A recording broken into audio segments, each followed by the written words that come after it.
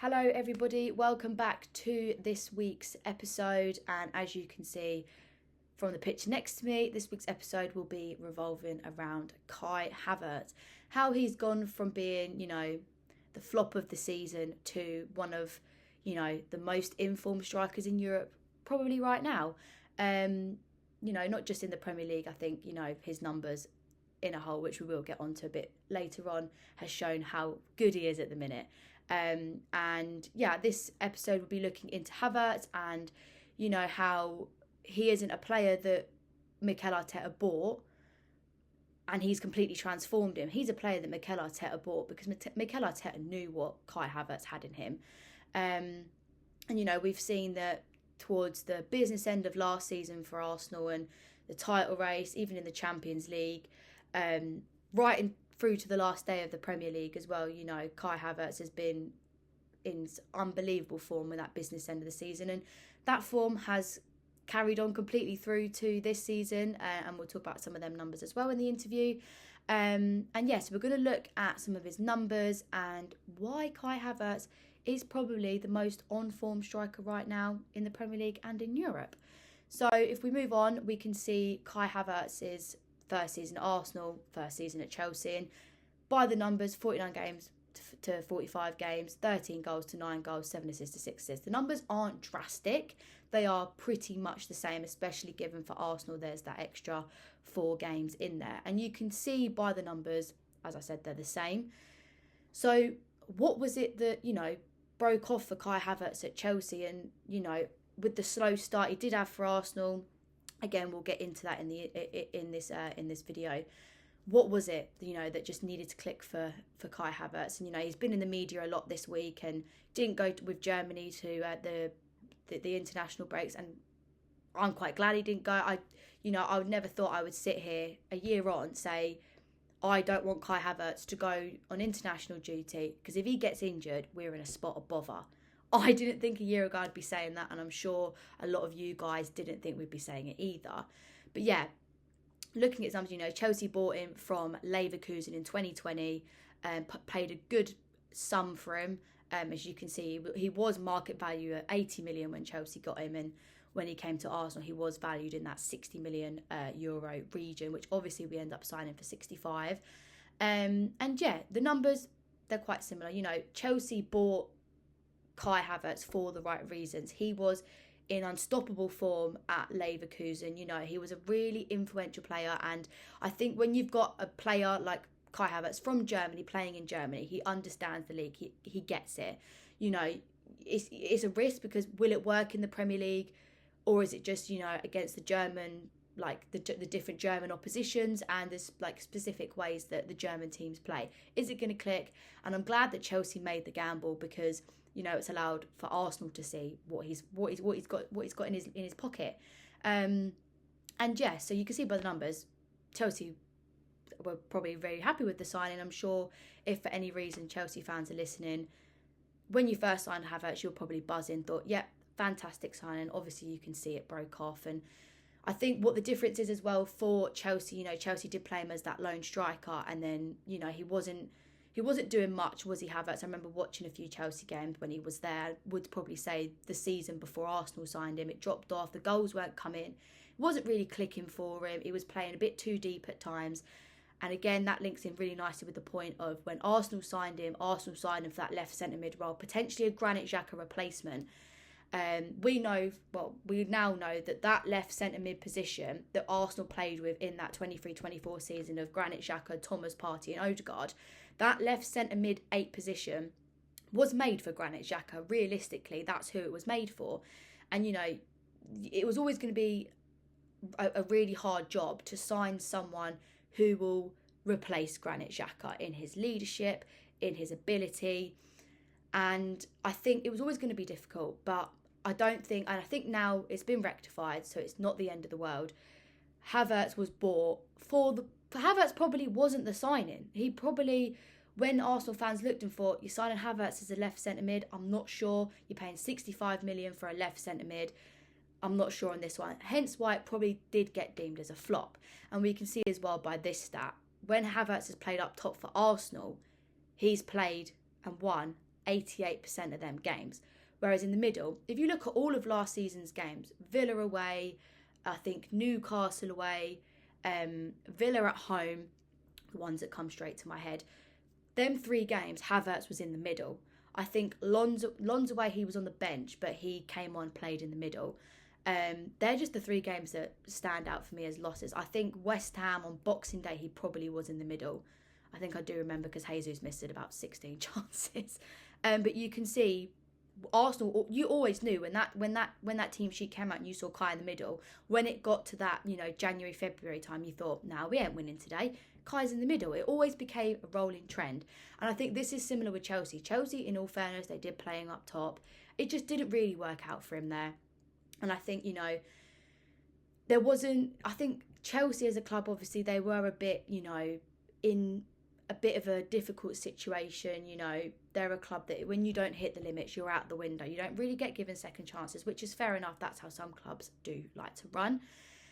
And I think now Arsenal fans will sit and say that Kai Havertz is probably one of their best players. And, he gives everything for the club. And I think when he was playing in the midfield, obviously it wasn't necessarily Havertz's fault, but you knew when you signed him from Chelsea, he looked like a lazy player. He wasn't going to, sprint back and help the defence out. He wasn't going to, keep the ball ticking in the midfield like your Thomas Partey and your Odegaards do. It was never going to be that case. And I think, as well, what maybe didn't help the situation was obviously you had Declan Rice in the lone 6. And I remember against Palace away, one of the few games that Havertz played in the middle. He finished the game up top, and for me was the reason we ended up seeing the win through. We won 1-0 with an Odegaard penalty. That was probably one of the reasons that Arsenal got the win over the line, because you've got someone like a Havertz who gets the duels, and we all know Mikel, duels. We know that's how he runs.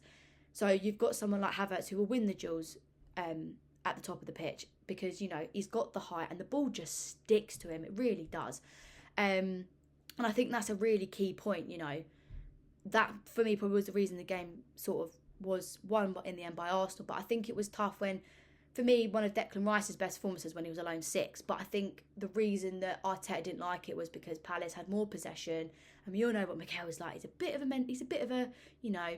psycho when it comes to things like that. He's all about, getting the right number of possession in. Although possession doesn't mean all in a game of football, we all know that. Mikel loves possession, doesn't he? And I think that's probably one of the reasons that we haven't seen that again. I think he's seen the exposure. Again, don't think it's necessarily Kai's fault, because he probably is more comfortable up top now. And I think Mikel done very well to rectify that. I think, we've got Gabriel Jesus, who, since that World Cup injury, hasn't been the same. He's been missing chance after chance. He gives away stupid fouls. It's just not there. And I think it's mental when you think of it that although Kai Havertz was bought as a left centre mid and he's deemed as a flop, he now isn't deemed as a flop because 45 million Gabriel Jesus has been a flop, when you could argue that, which is crazy how football can work. But yeah, Kai Havertz up top, you can't really complain with. As I said with the start, you can't really sit and go, well, he's not really on form, he's not really doing it up front. He's one of the best on form strikers right now. Look at Kai Havertz's goals for Arsenal since that goal against Bournemouth in August. All of his goals, when you look at them, have had a level of importance to him.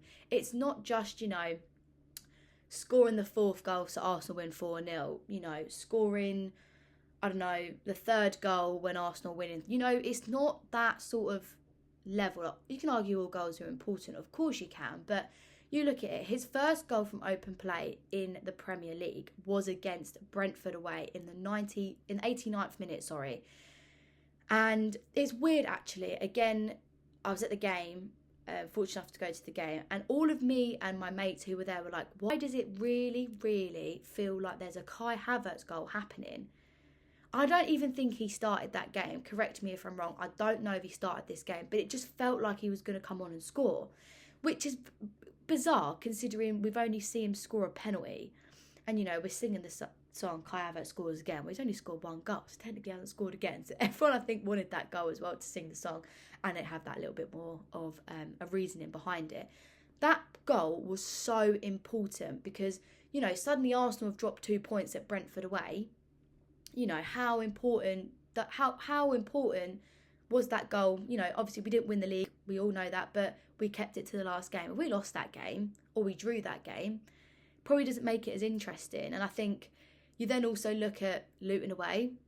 Went 2-1 up, went 2-2 Luton, went 3-2 Luton. Again, he scored that all-important equaliser to make it 3-3, which then led on for Arsenal to get that equaliser. And you look at it and you're like, yeah, another really important goal. Brighton at home, he got the winner in December, 2-0 win. Again, Brighton's a bit of a bogey team for Arsenal. I think we all know that by now, especially Brighton at home. And getting that second goal, you were like, okay, I feel comfortable. I can relax now. You know, you didn't have to sit and be, you know, nibbling your fingernails, being like, oh my God, are we going to get through it? You didn't have that worry at all. That what you could argue was the winning goal. Sealed the deal, 3 points, done. Burnley away. Again, this was probably one of the goals that, you know, sealed the deal, like I just said. It was one of them that we were cruising. We were absolutely cruising, and it was just one of them that he had a good performance that day. So that goal was sort of like, yeah, it's a nice little reward for him. But that just sealed the deal. Helped us with the goal difference in the end, because at that point our goal difference was unbelievable. So, again, there's a level of importance behind it, because if we were, I know it's all hearsay now because we didn't win the league, if we were to win the league on goal difference, you would look back and go, well, them 5 goals against Burnley, them 6 goals against Sheffield United. I know we didn't score against West Ham, but you get the sort of point that I'm making, that that's how vital it becomes. Newcastle at home, he scored the second goal, and I always feel like the second goal in football is one of the most important goals that you score.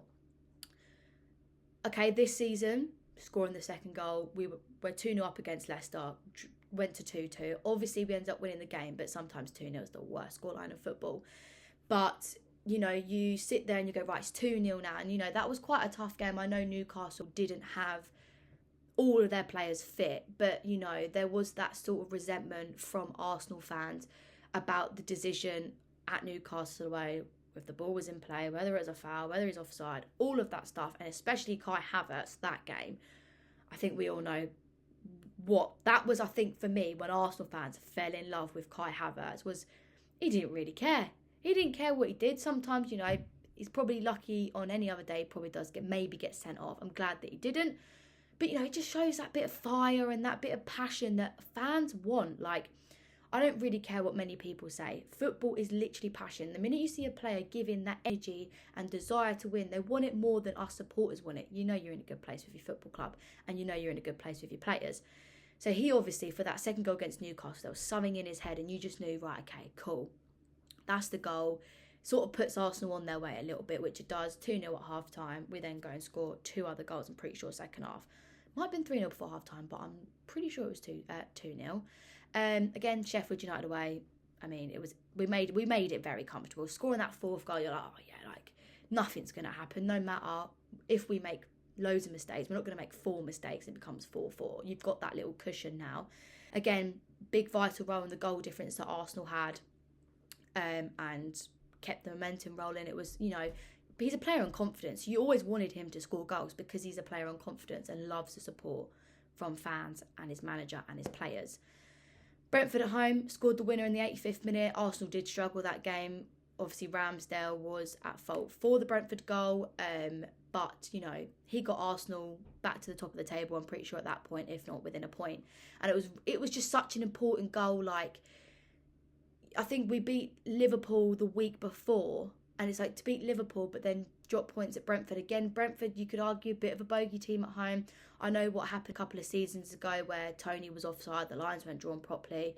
That was one of the vital points as to why Arsenal we dropped off when the title race happened. And it kept giving that bit of fire and belief in people, you know, the supporters, the manager, the players.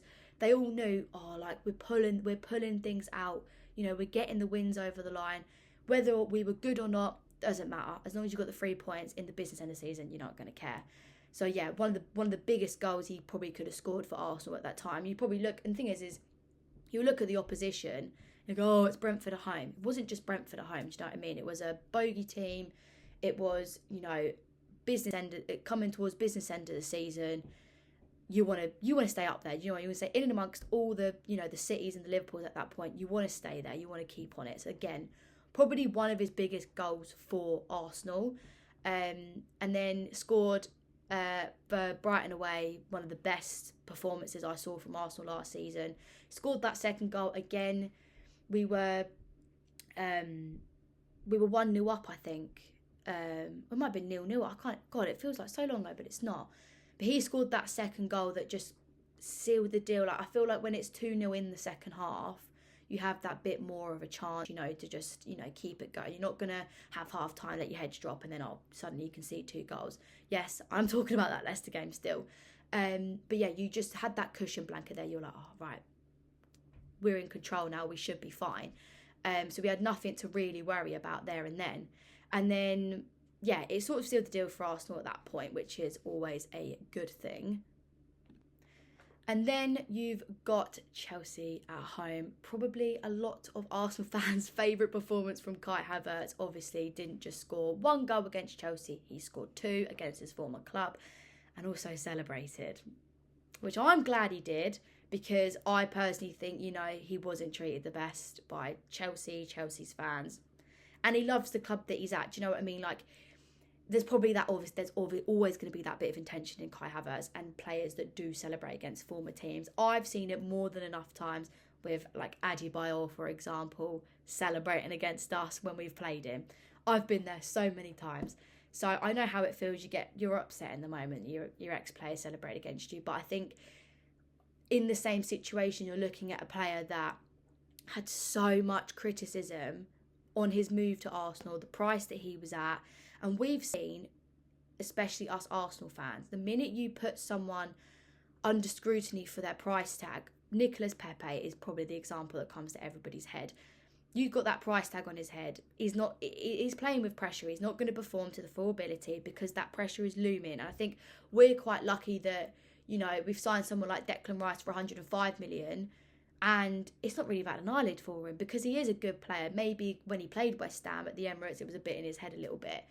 But, it doesn't bother him at all in the slightest. So we all knew, with a player that he was so out of confidence, he was so not on form. Arsenal fans, as well as all the other fans, but particularly Arsenal fans, weren't seeing the reason he was bought. It looked like £65 million wasted, 60 million down the drain, as we like to say. So, it was one of them that he probably was going to celebrate against Chelsea. He's got this new fan base that absolutely adore him. I know Chelsea had a song for him, but the song rings around the Emirates. It absolutely goes off at away games. So, he's got that love and he wanted to give back at the end of the day. And, okay, whether he should have celebrated or not is a different story. But them 2 goals for him personally probably meant more than any other player, Ben White got a brace that day. He was more just like, right back, she scored a brace.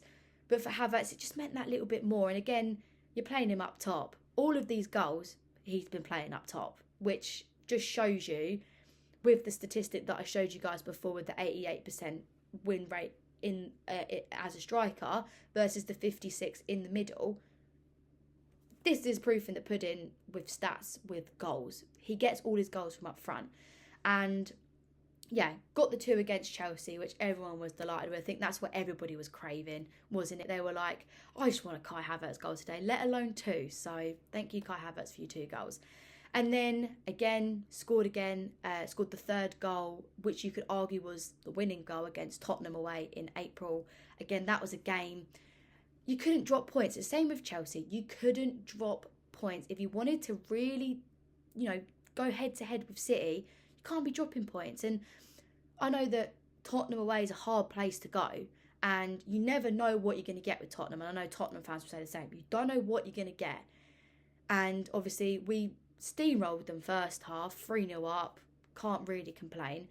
And then obviously made a mistake, and then a penalty, goes 3-2. So you could argue Kai's goal was the winning goal. But you don't score that 3rd goal, that probably ends a draw or Spurs nick a winner. So you look at it, it's a really important goal.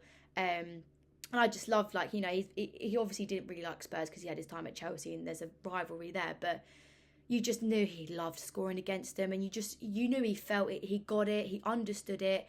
It wasn't anything like, I've just scored in the North London derby. He felt it. And I think all Arsenal players at the minute feel it. They know what it's like to play for Arsenal and play in the North London derby. So, yeah, you could argue that was, the winning goal. And then his last game of the season against Everton, got the winner really late on, was close to 90 minutes. And obviously, that was one of the weirdest football games I've probably ever been to. Because obviously, it came down to the last day. Like, we could have woke up that morning and gone to bed as Arsenal's Premier League champions. Like, we didn't know what was going to happen. I think we all had a feeling of what was going to happen. But stranger things did happen. Stranger things could have happened, and obviously they didn't. And obviously with City scoring as early as they did, you look at it and you're like, oh, it was so flat, and you could tell the players knew very quickly that City were winning, and not their heads dropped, because I remember just watching Havertz. He just kept giving and giving and giving until he physically couldn't. So I was really happy when he got the winning goal, and you never know, so absolutely ridiculous could have happened. West Ham might have ended up scoring and suddenly Arsenal bloody won the league. Again, wasn't meant to be, but again, that just shows Havertz as a player. Like, he was still, wanting to score, and we all saw him on the last day of the season. He was obviously visibly upset, as we all were. And again, that just it just invites him into you. You just have that emotional connection with him that you're like, you just get it, mate. Like, you want to do well, not just for you, not even just for your manager and your teammates. You want to do it for the supporters. And I think as a football player, that's one of the things that you should always be doing, but that's one of the biggest things you can do. And I think as a football fan, that's what you want in your players. You want players that give a damn about what happens. You want them to care. There's no point having players that don't care. What is the point in having a player that doesn't care what it is to win the league and, score winners, score goals in North London derbies, play in North London derbies, play in these big games. You need players that actually care. And I think Kai Havertz is a perfect example for that. And then back onto these goals, we've seen all of these goals were, from November to the end of the season. The assists aren't included in here, but I think everyone can argue his performance and work rate from November to May was incredible. You always knew what you were going to get with Havertz. And this form hasn't stopped. We look at this season and we can see he scored 6 goals in 6 appearances for him at the Emirates this season, which is just crazy. You could argue that it's 7 because of the Everton game last season, but onto this season, he got his goal against Wolves, scored against Brighton, Bolton, Leicester, PSG, Southampton. And yeah, it's one of them, he just hasn't took his foot off the gas at all, and he's just kept going and going and going. And it was one of them that you've got all these people would have spoken, said it's probably just a fluke with Havertz. It's probably just a fluke. He had a good first season at Chelsea. He's not going to have a good second season at Arsenal because he didn't at Chelsea. Proof is in the pudding right here. He absolutely loves it. I don't think he's played in the middle all season. I think he might have played. He played in the middle against Southampton, and then he got his goal once it went. When he went up top, he got the equalising goal. It's a very important goal. He's got us back on level terms very quickly. But he was in he was in the striker's position. I don't think the sub was actually made yet, but he was in the striker's position, hence why he scored that goal. If he was in the middle, he wouldn't have been there. You would have had a completely different player there. Do they score that chance? I'm not sure. I think it's one of the best goals he's probably actually scored was the goal against Southampton. I thought the technique was absolutely brilliant. But yeah, he scored important goals this season again. Leicester, the 4th guy, probably, he sort of just confirmed, a nervy game. Obviously, we've got the late winner, but he just confirmed the win. Bolton, he probably won't get an easier goal to score than that. And then PSG in the Champions League, you look and you go, okay, well, he's doing it in the Prem. When are the Champions League ones going to come up, against big teams? Obviously, he didn't score against Bayern Munich. Didn't score against Porto. Scored his penalty, of course, which was the bit that mattered in the end. And you're looking going, okay, is he going to bring it to the big teams, in game? Obviously, as I said, didn't score against Bayern. So you look at proof in the pudding. Literally scored against PSG. Don't get me wrong, I think it wasn't the best goalkeeping, but it's just the striker's instinct to go for the goal. He wants the ball more. And I think when you look at Havertz, the way that the ball just glues to him is absolutely amazing. And yeah, it's one of them that you look at and you appreciate him so much. And then, yeah, this is the difference with Havertz at Chelsea versus Arsenal. And you can see 91 games, 26 goals and assists. And he played, I want to say, primarily as a striker at Chelsea at this point. They're not the best numbers. So you can see obviously why, Chelsea fans were getting annoyed, because he wasn't delivering like he probably could have. He wasn't doing it. But then you look at Arsenal and it's incredible. You've got 44 games, 25 goals and assists. And yeah, you have to give the manager credit. I'm not saying he's completely, transformed Kai Havertz from this player to the player he is now. It's always been there. But I think Havertz has a coach in Mikel Arteta that absolutely adores him. And you can tell that Mikel's got that special bond with Kai Havertz. And he wants Kai Havertz to do well, and all the supporters want Kai Havertz to do well. Of course we do, but I think you've always got that arm going around your shoulder after every single game, and I think that then becomes infectious. I remember watching Havertz against Southampton at home. He scored the equaliser, but the way he just was relentless. He wanted to get that second goal. He wanted to get a third goal. And I'm pretty sure, if you haven't seen the clips on social media after the Southampton game, it's the 94th minute and he is pressing that ball to the absolute max. He's not stopping. He's just going and going and going. And it is just incredible. Like, obviously the numbers here are quite drastic, but you think, well, what is it that is changing him? And it's very obvious. Dare I say no more? Now, this isn't me slandering Haaland. I think Haaland is absolutely unbelievable. It's painful because it's our title rivals that he's unbelievable for. But from a footballing perspective, it's not normal how good he is. It's honestly insane. But you've got people like your Haaland getting that credit of how good he is. Kai Havertz has the same numbers in 2024 at the minute. This might be slightly different now, but I think we're on about I think this is saying, I'm pretty sure this is from the Southampton game. So this was the last game in action in the Premier League. Yeah, I just think this just shows you how lucky we are as Arsenal fans to have someone like him, but also how lucky we are as a league to appreciate it. And I know it's one of them, he wears an Arsenal shirt, is he going to get all the credit? Probably not. But if Arsenal fans don't realise how good this bloke is, I don't know what more I can show you but this stat, because you know that everybody loves Haaland. Haaland, you always know he's going to score. Well, you can start thinking about that with Kai Havertz.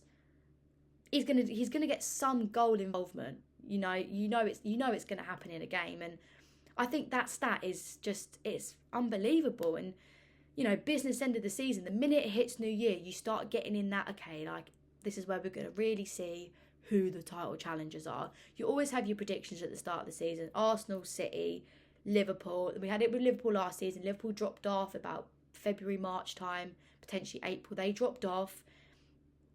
Havertz didn't. Havertz stayed on, which also kept Arsenal believing. Back to when I spoke about the goals as well, you can see that sort of, he just didn't stop. He's just so good. And yeah, I think all the praise that Havertz has been getting is absolutely deserved. I think you can't really argue it. And I just think, hopefully Mikel Arteta doesn't put Kai in the middle, because you lose that lack of goal threat, especially when you start people like maybe Sterling and Jesus up top. That striker's instinct probably disappears, because Sterling has the instinct of a winger, Jesus has a instinct of, sitting back, So yeah, I just think you can't really argue with these stats. It's there in black and white. And yeah, that's why I think for me, he's probably he definitely is one of the most on-form strikers in the Premier League, but probably Europe. If Haaland is, so is Kai Havertz. Thank you guys so much for watching. If you disagree with any of my points, let us know. If you loved this video, give it some sort of engagement so we can see how much you like it or not. But yeah, hopefully I will see you all in the next video. Bye guys. That it's because You know, all that Kai Havertz needs is that little bit of love. And that's the secret to his form at Arsenal. You know, it's not anything to do with eating different food, playing in a different system, who he's playing with. I honestly think you could maybe throw Havertz into any team in the Premier League, maybe in Europe. If you've got a manager and supporters that give you the love and support, like I think one of the biggest examples is the love that Arsenal fans have for Bukayo Saka. Absolutely rightly so. The love that we give Saka is one of the reasons maybe he is so good. He probably just is unbelievable anyway. But I think when you give someone like Havertz that love and support and the constant keep going, that constant motivation to do well, he will do well. And it's really good to see that, you know, you've got a manager in Mikel Arteta that does that. I think one of Mikel's biggest attributes is that, you know, he makes every single player know their worth, what it's like to play for the football club, which is a big factor. He knows, you know, the best way to get the best ways out of his players. That's what he knows. And I think that is probably why Havertz is up there as one of the best on-form strikers in the Premier League. And if this video still wasn't enough for you to realise,